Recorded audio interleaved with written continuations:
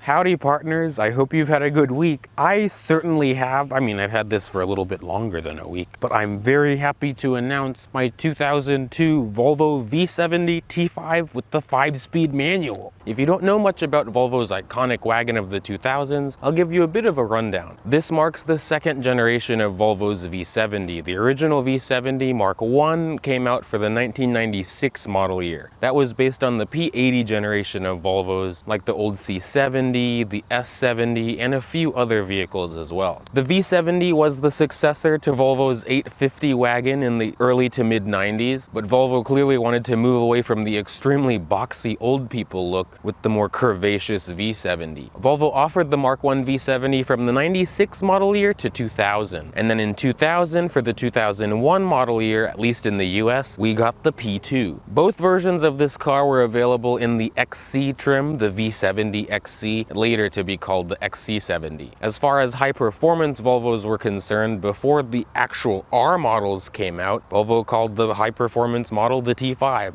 and that's what I have.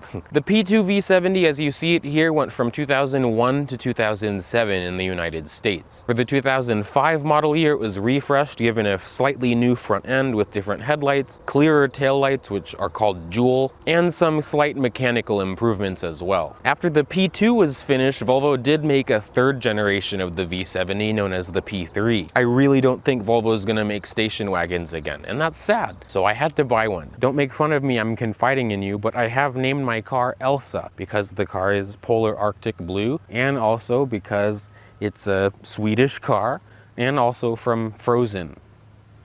The factory MSRP of an 02 V70 T5 like this one was just about $37,000 in 02. That's $66,000 in nowadays money. And this one is a low-spec T5. Now this isn't a big deal to me, but for example, my car is missing the winter weather package that added rain-sensing wipers, the windshield washers with the little headlight wipers, heated seats, heated mirrors. This is also missing the versatility package, which gave you the third row that faced the other way, and also 2 child seats that were built in the second row. Thankfully, one of the things in a wagon that's important to me is a roof rack, and this car was optioned with that, so I'm happy with the combo I have.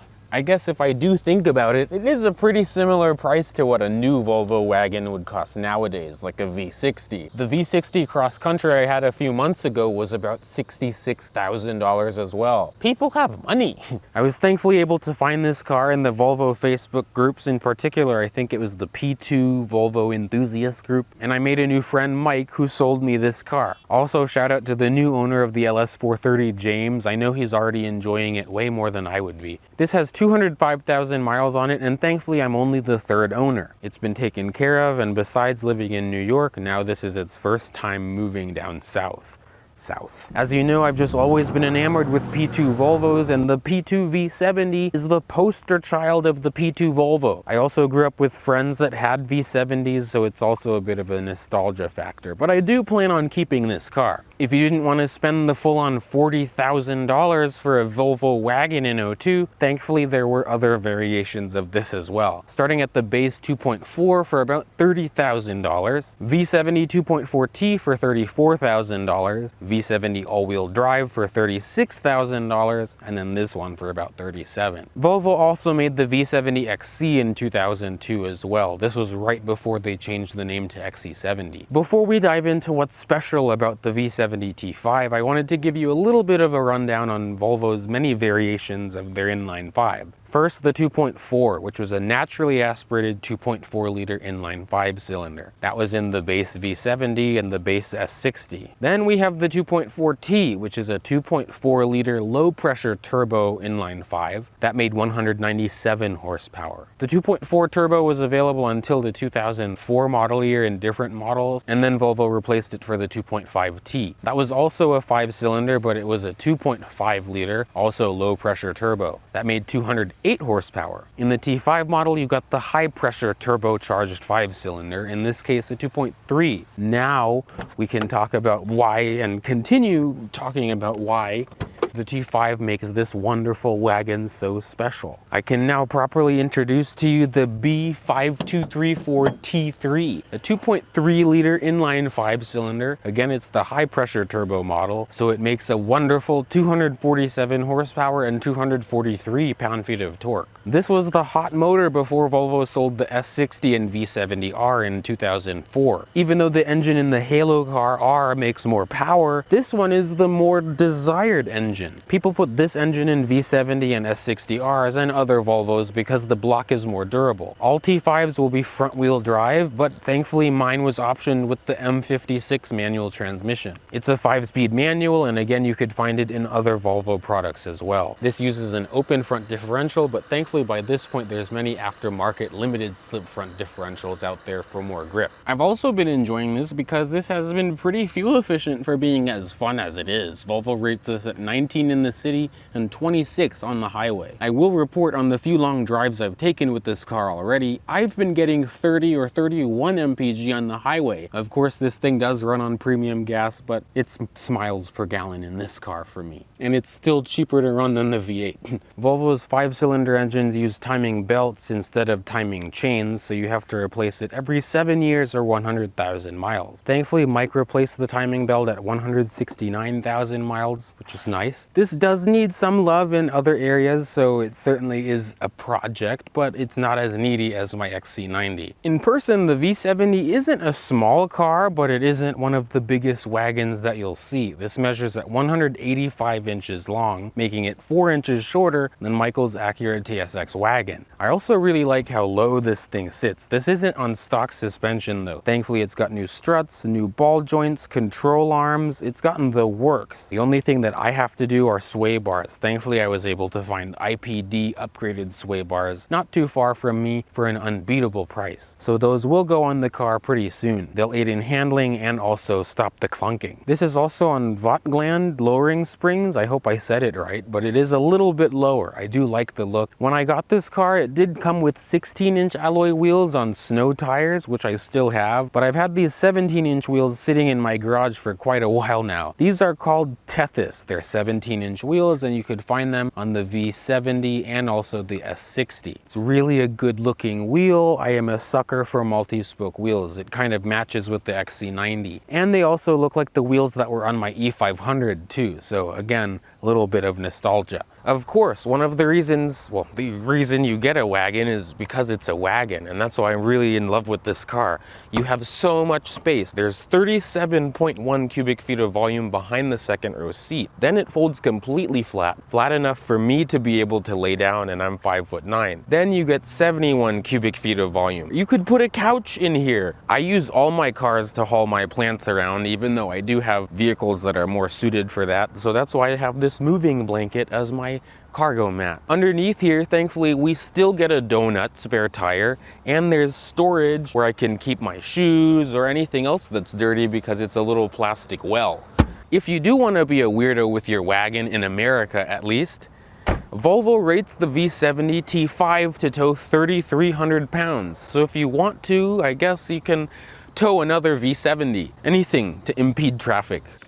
Now thankfully, because the V70 isn't a small car, I still have a lot of space back here. I'm comfortable. I'm 5'9", and you can see the driver's seat is in my position, and I can fit my feet under the seat. Headroom is all right. I have maybe 4 inches of legroom. I do have an armrest in the middle here. There's some storage. The rear seat's also very comfortable, super soft, but typically, like other old Volvos, the leather is pretty dried out and cracked. I'm hoping to find seats from the junkyard, hopefully, but otherwise you might see a video on how to reupholster your interior.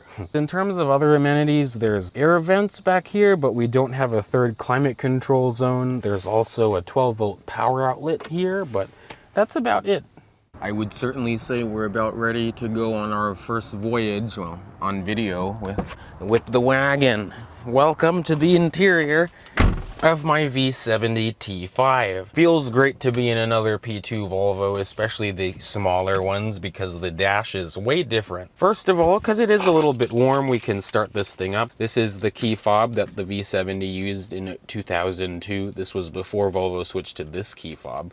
But we have the lock, unlock, trunk release, panic button, and then this yellow button turns on the parking lights. But because this doesn't have any push button start nonsense, all you have to do is put your foot on the clutch and the brake to be smart, and then put the key in the ignition and twist.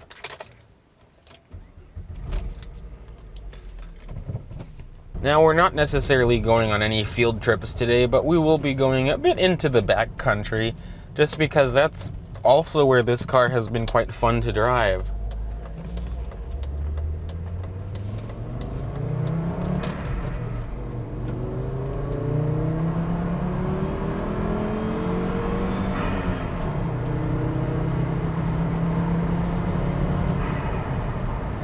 Now, I will admit I kind of have been granny shifting because I haven't really been driving this thing too aggressively, like properly drive it, but it's been very fun. It's only been a few weeks really with this car, maybe a month at this point, but it's been very easy to learn. The steering has a nice weight to it.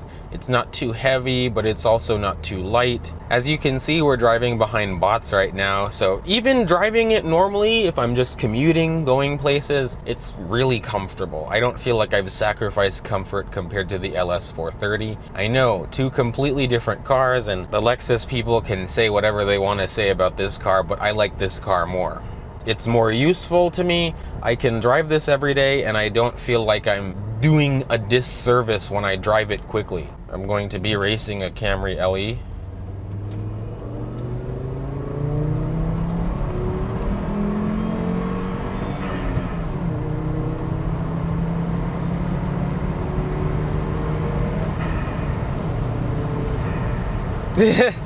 It's quick, you really don't feel the speed in this. It's just been wonderful to drive this because I really have missed the 5-cylinder soundtrack from my S60R. It's really just a heavenly noise to me.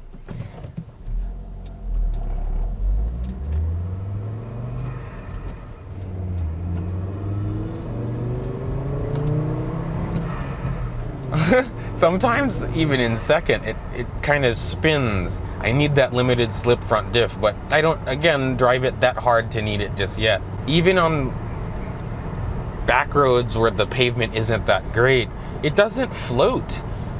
The lowering springs, I'm sure, do help, but it doesn't float on places that I would think it does. It's very composed. I really like it. It handles well, and I like that it feels lighter. It feels lighter than my S60R. The R just feels a little bit mechanically heavier because you have the all-wheel drive. So I really don't mind that this is front-wheel drive. It has great grip, you know, of course not when you're flooring it in the rain or something, but I don't need the all-wheel drive. I have the XC90 and my 4Runner. I don't need it. So we'll be taking a deeper dive into this car many times, but I did want to just do a quick glance at the interior. Again, you can see that the seats are charred in the front as well, but this one had the light taupe interior. I'd like to find seats in this color again, T5 seats, or one day I'd definitely maybe do an Atacama type thing. This blue, because that would be like the Flash green and Atacama. I'd like that. I'd definitely do the Atacama interior swap if I found one. But we have this 4-spoke leather wrap steering wheel. It is Volvo's slightly older style wheel. You'll find this wheel on the V70 and the XC70, but the S60, I believe, had a different wheel. You got a 3-spoke wheel in that. It has dual zone automatic climate control. It has automatic headlights. Again, this one doesn't have rain sensing wipers, but most of these 20-year-old cars, the sensor starts to go bad anyway. Sure, I guess I would miss the heated seats, but it's not too big of a deal. I saw that Mazda 5 earlier. This one, being an older P2, has the older design gauges. We don't have the silver rings around them. Maybe one day, I don't know if it's, you guys can let me know if it's possible to put S60R gauges or, you know, manual R gauges in this, because I wouldn't mind that, I don't think, because this one already, being a T5, has the brushed aluminum silver trim on the doors and also the glove box instead of wood trim on normal V70s. The clutch in this car is pretty easy. It's light, so it's pretty easy to learn driving stick in this. It reaches kind of towards the top. I don't know if I should try on a blind corner. Thank you.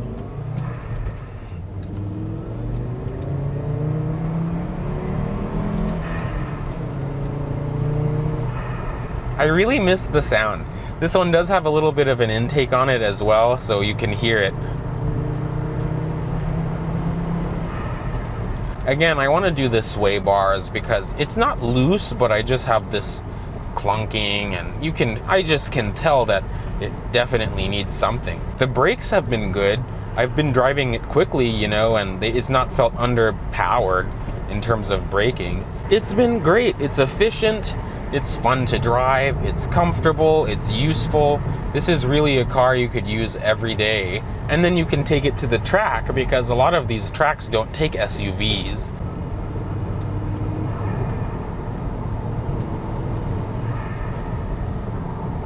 It really just turns in nicely. That was a squirrel. Thankfully, he ran the other way. It handles better than I thought it would. I already knew it would handle well because these little Volvos all these Volvos handle well. People may say they don't handle well, they're front wheel drive. Go drive one. Honestly, just go drive one. Little third gear pull.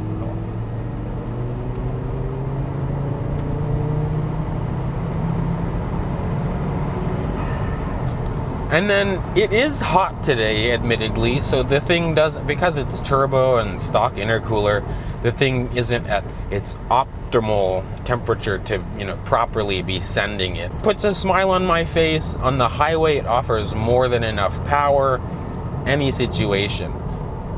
The car has really just exceeded my expectations. I don't think I've been disappointed yet with the thing. This powertrain is also supposed to be more reliable than the XC90. There will be a video coming up with the XC90 because I'm having yet another crisis with that car. We'll see what that is, but there's always something. This car really has been able to scratch the itch, though, of just everything, because I could use this for everything. It doesn't kill me financially if I drive this every day, and it's so easy to drive, it doesn't kill me mentally either. It turns in, it grips. I am on, at least in the front, DWS 06 Conti tires, so that, you know, does a little bit of a difference. The shifter feels good. There is a bushing that's by the intake that I can replace, and then that will really tighten it up. I just have yet to find the proper bushing to get. Look at that, there's a C-Class towing. You see people tow with cars? Wow. Yeah, the clutch has really been easy to modulate even in traffic, so it's not too much of a pain. Just like journalists said when the car was new, there is turbo lag. The boost really comes in at like 2,500 RPM. Thankfully, one of the other things is the AC actually works in this car compared to the XC90. I mean, you know, these are all 200,000 mile cars, so they have their problems, and some need more hope than others. Well, help than others because they've been neglected. I really am thankful in its current form the car doesn't need, I mean, every car, again, needs things, but it doesn't need too much. It's not like overwhelming. The brakes are good, wheels and tires are good, so I don't have any concern about that. It doesn't pee oil yet. I know eventually it will, because the way how I drive it. Wow, there's a Viper. What the? I don't know if you saw that. And the guy is alive? Wow. Overall, I definitely have been pleased with this car. It doesn't rock and roll like some of my other, even my S60R design had more body movement, body roll than this car. This car feels nice and planted, which I like. You see how people do this? What's that? Oh my God. Now, because it is a Volvo of this era, the interior quality isn't perfect. They're just some of the plastic things, they make some noise. Eventually I'm just gonna put sound deadening everywhere and then that will stop it. Also, just because it's an old car, the shift boot is worn out, but I found them on eBay for like $30 from Italy. So eventually I'll order an Italian shift boot. I'd also like a new shift knob as well, but that's all little things with time. It really, thankfully, just hasn't been overwhelming to have this car, unlike the XC90 V8. I love that car, the XC90, but it's really been a pain. I know I've said it like 5 times, but that's how much of a pain it is. Ha ha ha ha ha ha ha ha ha ha. And that, my friends, was finally a look at, again, one of my favorite vehicles that I've owned already. I really do feel like I'm 18 again with my S60R because I have the manual transmission and the 5-cylinder. But now that I'm a little bit more mature, I don't need the extra unreliability of the R models. Even though I really do like those, I'm happy I stuck with the T5. Let me know in the comments if you have a V70 or any Volvo. You know I like my Volvos out here. Before I start rambling, and I'm really thirsty right now, thank you all for watching, liking, commenting, and subscribing. I'll see you all in the next video. Bye, peeps.